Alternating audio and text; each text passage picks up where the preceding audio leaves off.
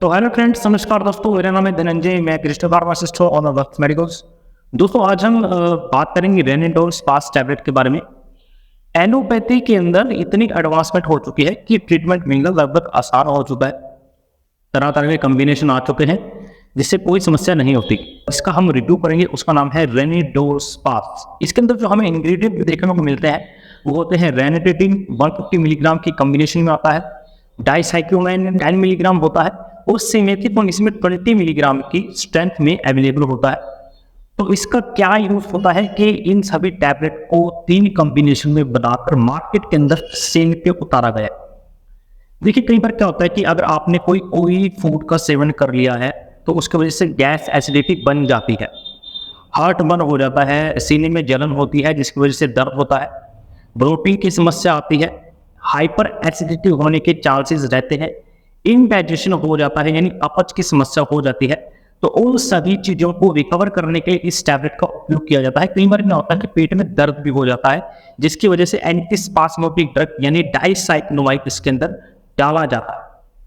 तो ये इसके यूजेस होते हैं। मेनली इस टैबलेट को इस तरीके से बनाया गया है। इसके अलग ब्रांड आते हैं, आप मार्केट में कोई भी ब्रांड की टैबलेट आप ले सकते हैं। रेनिडोल स्पास का हमने इसलिए उदाहरण दिया है कि ये रनिंग में ज़्यादा है और कोई भी आप थर्ड पार्टी मेडिसिन या ब्रांडेड मेडिसिन आप मार्केट से या रिटेल काउंटर से डॉक्टर की प्रिस्क्रिप्शन से ले सकते हैं। अब विस्तार से जानेंगे भाई इसका उपयोग कहाँ किया जाता है, कैसे ही मेडिसिन है वर्क करती है, क्या इसका यूज होता है, विस्तार से साइड इफेक्ट, मैकेनिज्म एक्शन सब जाने। सबसे पहली बात होती है हाइपर एसिडिटी यानी बहुत ज्यादा एसिडिटी बन जाना स्टमक के अंदर। ये क्या करता है कि जब हाइपर एसिडिटी होती है तो ये एसिडिटी को न्यूट्रलाइज करके एसिड को कम करता है। हाइपर एसिडिटी की वजह से जलन होती है सीने में, इससे दर्द भी महसूस होता है कई बार पेट के अंदर। ठीक है, आपने देखा होगा ना कि पेट में दर्द हो गया, तो ये इसी का कारण होता है। एसिड जब बनता है तो दर्द आता ही आता है लगभग। उसके पश्चात इसका उपयोग किया जाता है हार्ट बर्न में। हार्ट बर्न का मतलब होता है सीने में जलन। ये भी हाइपर एसिडिटी के कारण होता है। जब भी सीने में जलन होगी, हाइपर एसिडिटी होगा, हार्ट बर्न होगा, तो उसमें दर्द बहुत होगा यानी सीने में दर्द होगा, यहाँ पे बहुत ज्यादा दर्द होगा, यहाँ पे वो एसिड के कारण होता है। ये भी एसिड रिफ्लेक्स को कम करके न्यूट्रलाइज करके काम करता है। एक समस्या और आती है इनडाइजेशन यानी अपच की समस्या। उसमें बेचैनी लगती है, पाचन अच्छे से नहीं हो पाता जिसकी वजह से गैस एसिडिटी बनती है। ये ऑयली फूड की वजह से होता है, कुछ भी अगर आप खा लेते हैं तो ये एक समस्या होती है इनडाइजेशन के अंदर। तो ये स्टमक को एम्प्टी करके डाइजेस्ट करता है जिसकी वजह से अपच की समस्या नहीं हो पाती। ब्लोटिंग की समस्या यानी पेट फूलना, पेट फूल जाता है जिसकी वजह से भारीपन महसूस होता है, एसिडिटी होती है, दर्द होता है।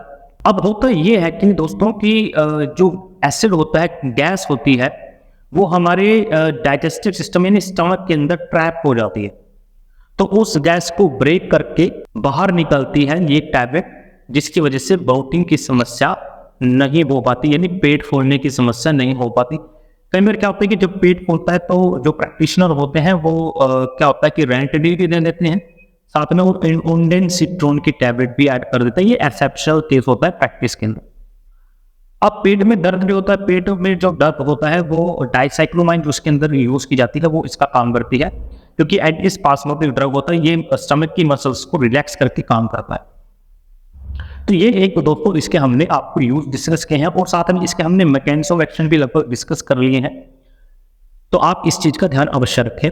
अब आते हैं मेन मैकेनिज्म ऑफ एक्शन, इसका क्या रहता है यानी कार्य कैसे करती है ड्रग। अब इसके अंदर आपने देखा होगा कि रेनिटेडिन होता है वो जो 150 मिलीग्राम के स्ट्रेंथ में होता है, ये H2 रिसेप्टर को ब्लॉक करती है, जो स्टमक के अंदर जो एसिड प्रोडक्शन होता है उसको न्यूट्रलाइज कर देती है। अब अगला इसके अंदर जो इंग्रेडिएंट डाला गया है वो है डाइसाइक्लोमाइड। ये एक एंटीस्पास्मोटिक ड्रग है। ये हमने भी बताया है कि मसल्स, जो स्टमक की मसल्स हैं उनको रिलैक्स करके काम करती है, ये एंटीस्पास्मोटिक ड्रग होता है। अगला है सिमेथिकोन, ये कैसे काम करती है, ये एसिड को ब्रेक डाउन करके काम करती है। अभी हमने आपको अभी बताया था कि पेट फूलना यानी स्टमक में एसिड को ब्रेक डाउन करके बाहर निकलती है, ये इस सॉल्ट का, इस मेडिसिन का ये काम रहता है। तो हमने आपको तीनों जो इसके अंदर मेडिसिन उपलब्ध होती हैं, डाली गई है, वो सभी का हमने आपको मैकेनिज्म ऑफ एक्शन विस्तार से बताया है। अब जानते हैं कि इसका डोजेज सेक्शन क्या रहता है। अडल्ट के केस के अंदर 13 साल से जो ऊपर का जो अडल्ट होता है तो उसमें जो डोज रहती है वो दिन में 2 बार दी जा सकती है। ठीक है, बीडी ये डोज चलाई जाती है, ये 10 टैबलेट की स्ट्रिप होती है, तो ये बीडी चलाई जा सकती है जो 13 साल से ऊपर के जो बच्चे हैं अडल्ट में आते हैं। उसके पश्चात जो 6 से 13 साल के जो बच्चे हैं चिल्ड्रन हैं वो दिन में 1 बार इस टैबलेट का उपयोग कर सकते हैं। अब साइड इफेक्ट के बारे में बात करें, इसका जो साइड इफेक्ट क्या होता है, इसमें कॉन्स्टिपेशन की समस्या हो सकती है, डायरिया हो सकता है इसके अंदर, ये साइड इफेक्ट होते हैं। हेडेक की समस्या हो सकती है इसमें, वीकनेस और मसल पेन की समस्या हो सकती है। तो दोस्तों ये एक मेडिसिन का हमने पूरा डिटेल आपको रिव्यू दिया है कि कैसे इसका उपयोग किया जाता है, क्या इसके यूजेस हैं, साइड इफेक्ट हैं। तो होप आपको वीडियो पसंद आई होगी। मैं मिलता हूँ आपको अगली वीडियो में। नमस्कार।